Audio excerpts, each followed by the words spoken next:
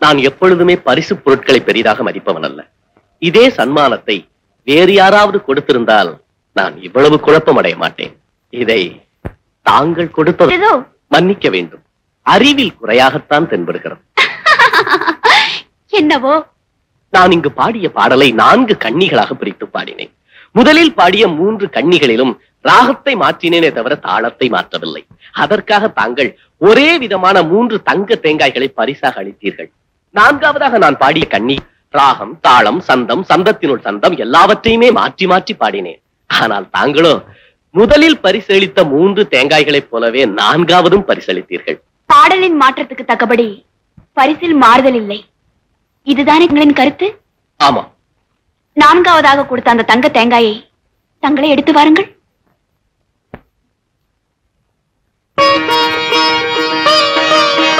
இந்த வைரங்களும் முத்துக்களும் முதலில் கொடுத்த 3 தங்க தேங்காய்களிலும் இல்லை.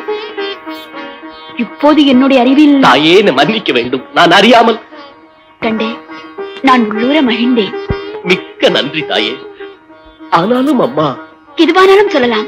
தங்களிடம் குடிபுகுந்திருக்கிறதே இத்தனை நுணுக்கமும் விதரணையும் கொண்ட பூரணம் பெற்ற கலைஞானம் தங்களுக்கு இருப்பதை விடவா எனக்கு இருப்பதற்கு 1000 காரணம் இருக்கிறது தாயே. குறிப்பாக நான் பிறப்பதற்கு முன்பே மகாகவி காளமேகம் பூரண கலைஞானம் பெற்ற ஒரு புத்திரன் பிறப்பான் என்று என் தாய் தந்தையருக்கு ஆசி கூறினாராம். அதன் பலன்தானோ என்னவோ கலை சம்பந்தப்பட்ட பல துறைகளில் உள்ள வல்லுநர்களும் மேதைகளும் நான் இருக்குமிடம் தேடி வந்து எனக்கு இந்த செல்வத்தை வாரி வாரி வழங்கினார்கள். ஆனால் அத்தகைய சந்தர்ப்பம் தங்களுக்கு ஏற்பட வழியே இல்லையே. தாங்கள் அரண்மனையில் இருந்தாலும் தங்க குண்டில் அடைபட்ட கிளிதானே. இத்தனை ஞானங்களும் எப்படி எந்த வழியாக இங்கு நுழைந்திருக்க முடியும்?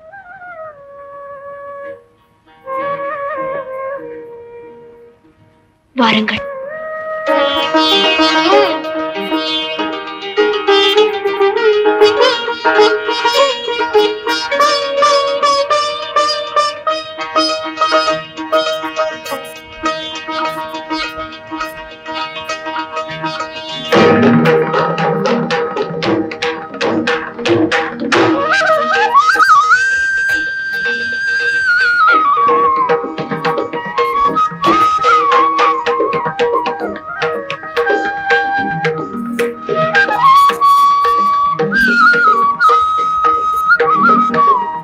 இங்கிருக்கும் இத்தனை இசைக்கருவிகளிலும் தங்களுக்கு பயிற்சி உண்டா?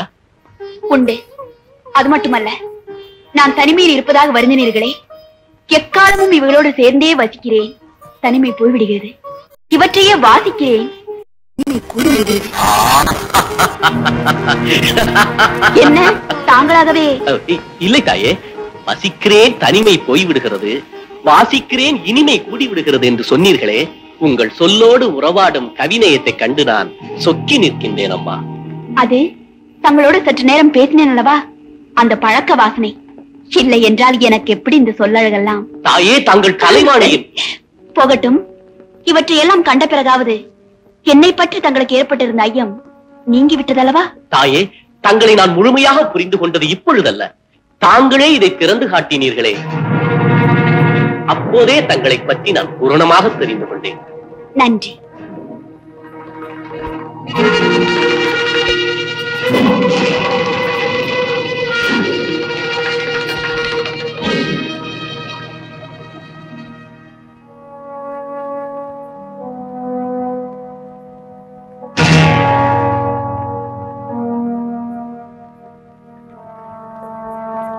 மகாராணி அவர்களே, நான் விடைபெறுகிறேன். மன்னர் வந்துடன் போகலாமே? அது வந்துவிட்டார். நல்ல தருணத்தில் போய்விட்டீர்களே. என்ன சிவனேசர் இசையை மழையாகவே பொழிந்து விட்டார். வேண்டுமானால் இன்னொரு முறை. வேண்டாம், எனக்கு என்ன, நான் எப்படி வேண்டுமானாலும் கேட்டுக்கொள்ளலாம். எனக்கு உத்தரவு தாருங்கள் மன்னா. போகலாமே.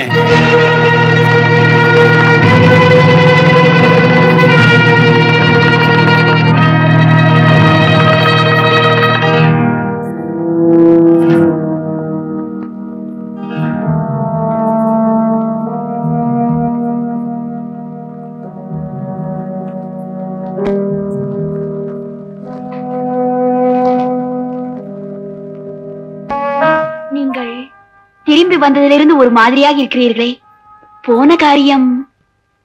நான் போனதே ஆபத்தான காரியம்தான். என்ன அப்படி? அமைச்சரை நாகம் தீண்டியதாக செய்தி வந்தது. செய்தி வந்தது என்றால்? நான் சென்று விசாரித்தேன். அமைச்சர் மல்லிகை பூங்காவில் உலாவிக் கொண்டிருந்தாராம். அப்போது சுருக்கென்று அவர் காலில் ஏதோ குத்தியதா. திரும்பி பார்த்தபோது ஒரு கருநாகம் ஊர்ந்து சென்று கொண்டிருந்ததா. தன்னை தீண்டியது அந்த கருநாகம் தான் என்று நினைத்து பயந்து மூர்ச்சியாகிவிட்டாராம். ஆனால் மருத்துவர்களோ தீண்டியது நாகம் அல்ல, சுருக்கென்று குத்தியது முள்தான் என கூறுகிறார்கள். ஆனாலும் அமைச்சர் இன்னமும் சந்தேகத்துடன் பயந்து பயந்து செத்துக் கொண்டிருக்கிறார். சந்தேகத்தால் செத்துக் கொண்டிருப்பவர் அமைச்சர் தானே? ஏன் அப்படி கேட்கிறாய்? இல்லை, தாங்கள் திரும்பி வந்ததிலிருந்து கலவரம் நிறைந்த கண்களையும் கடுகடுப்பான பேச்சையும் கவனிக்கும் போது கருணாகத்தை கண்டவரும் அது தன்னை தீண்டியிருக்குமோ என்ற சந்தேகத்தால் செத்துக் கொண்டிருப்பவரும் தாங்கள் தானோ என்ற பயம் எனக்கு ஏற்பட்டு விட்டது.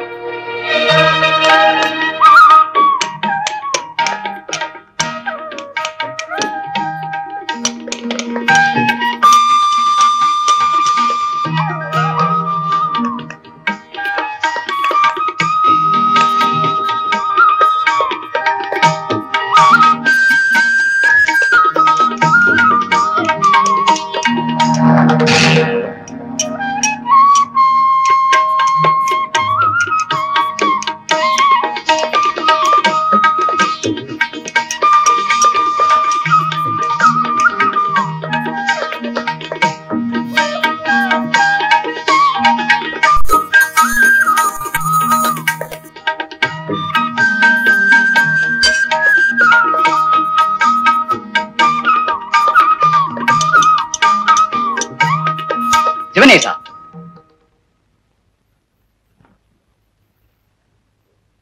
சிவனேசா, அந்த இடத்தில் புள்ளியை போல் ஏதோ செதுக்கினாயே, என்ன அது? மன்னா, நீங்கள் கொடுத்த முடியை கொண்டு அதற்குரிய உருவத்தின் அங்க லட்சணங்களை நான் கணித்த போது மகாராணியாருக்கு அந்த இடத்தில் கண்டிப்பாக ஒரு மச்சம் இருந்தே தீர வேண்டும்.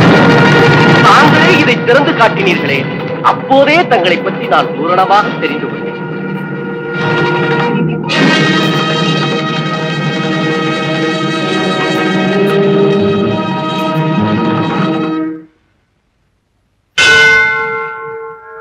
உடனே சென்று அமைச்சரை வர சொல்லுங்கள்.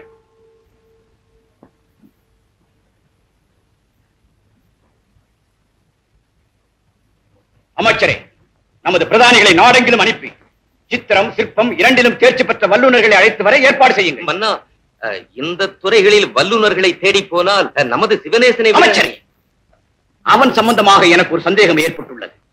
அதை பற்றி விவாதிப்பதற்காகத்தான் இந்த உத்தரவு. அமைச்சரே, மன்னா, நீங்கள் கூட்ட போகும் அந்த கூட்டத்தில் சிவனேசனம் இருந்தாக வேண்டும். உத்தரவு மன்னா.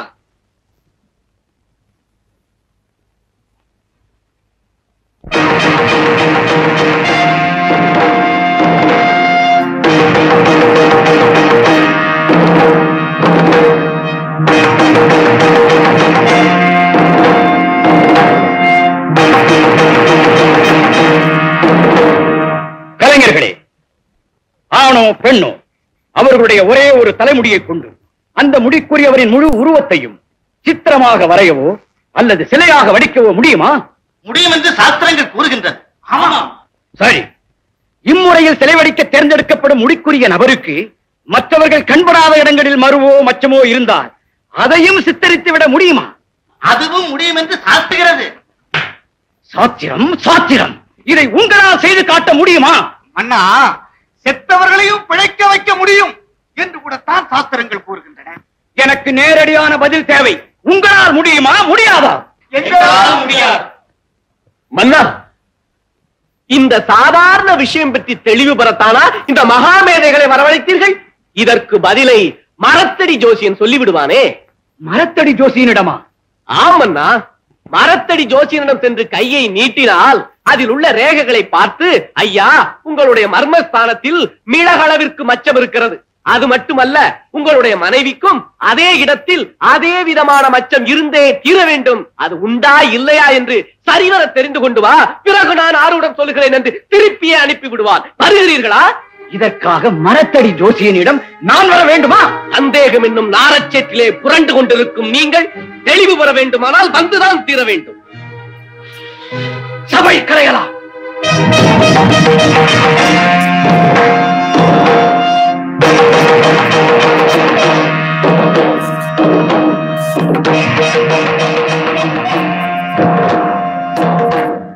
வேண்டும் அண்ணா. நான் செதுக்கிய சிலையை பற்றி தங்களுக்கு என்ன குழப்பம் ஏற்பட்டிருந்தாலும் என்னிடம் நேரிலேயே கேட்டிருக்கலாம். அதை விடுத்து இதை அரசவை வரை கொண்டு வந்தது சரி. நீ செதுக்கும் சிலையை ரசிக்கிறாய் அல்லவா? சுவைக்காத ஒன்றை உண்ண முடியாது, ரசிக்காமல் எதையும் உருவாக்க இயலாது மன்னா. அந்த ரசனை எப்படிப்பட்டது? அது எதை அடிப்படையாக கொண்டது? ஆதிசங்கரனும் மகாகவி காளிதாசனும் நித்திய கன்னியான அன்னை ராஜராஜேஸ்வரியின் ரூப லாவண்யத்தை உச்சி முதல் உள்ளங்கால் வரை ஊசி குத்தும் இடம் பாக்கி இல்லாமல் ஒவ்வொரு அங்கத்தையும் அப்படியே வர்ணித்து பாடியிருக்கிறார்கள். அவர்கள் இருவரும் எந்த அடிப்படையில் ரசித்தார்களோ அதே அடிப்படையில் தான் நானும் ரசித்தேன், சிலையாக வடித்தேன். ஆதிசங்கரரும் காளிதாசரும் அவர்களும் நீயும் ஒன்றா? நினைக்க முடியுமா? எத்தனையோ வேறுபாடுகள் இருக்கிறதல்லவா? நிச்சயமாக. ஆதிசங்கரனும் காளிதாசனும் தெய்வ சிலையை உயிருள்ள ஜீவனாக பார்த்தார்கள். நானோ உயிருள்ள ஜீவனை தெய்வ சிலையாக பார்த்தேன். பார்த்தேன் என்பதை ஒப்புக்கொள்ளுகிறாய்? நான் பார்த்ததை நீங்களும் பார்த்தீர்கள். நான் பார்க்காத நேரத்திலும் நீ பார்த்திருக்கிறாய். மன்னா, தாங்கள் எதனால் இந்நிலைக்கு ஆளானீர்கள் என்று எனக்கு இப்போதுதான் புரிகிறது. மச்சத்தை நான் சித்தரித்தது தங்களது மனைவியின் ஒரே ஒரு தலைமுடியை பார்த்ததால் மட்டுமல்ல என்பது தங்களது முடிவு. ஆமாம், தவறு செய்து விட்டேன் மன்னா.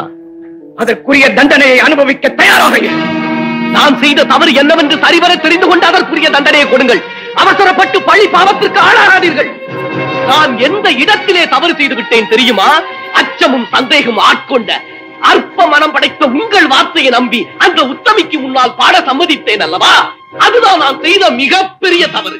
சிவனேசா, தண்டனைக்குரியவன் சிவனேசன் தான். ஆனால் கலைவாணியின் மறுபிறப்பான உங்கள் மனைவியை, கண்ணியம் பெற்றெடுத்த புண்ணியத்தை, புனிதவதியை சந்தேகம் என்னும் பெருநெருப்பால் பொசிக்கி விடாதீர்கள்.